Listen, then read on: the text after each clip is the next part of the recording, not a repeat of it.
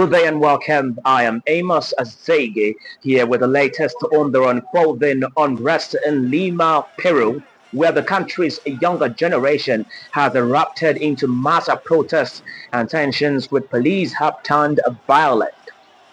Demonstrations led by Generation Z have taken to the streets now for several weeks, venting frustration at a soaring crime rate, a revolving door of precedent and entrenched corruption in the political system.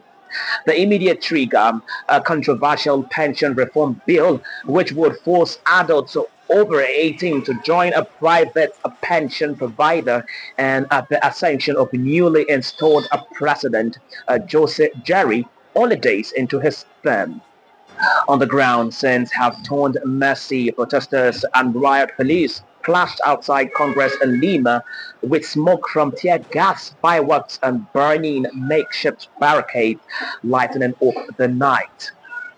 At least one protester has died and scores of others, both civilians and police, have been injured.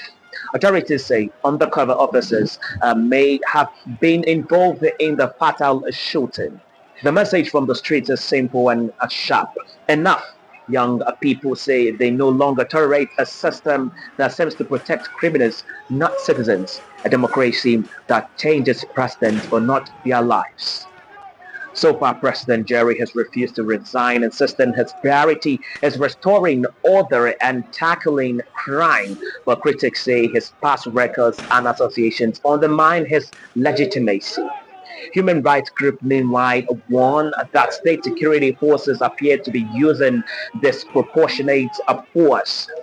As the demonstrations continue today, the question is, will this young driven movement translate into meaningful change, or will history repeat itself in Peru's endless cycle of unrest?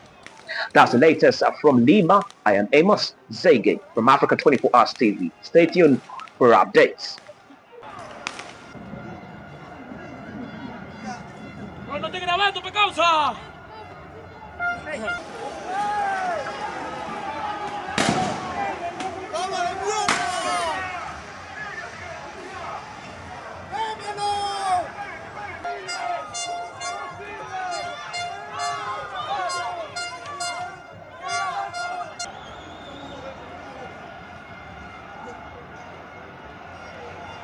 ¡Defiende el pueblo!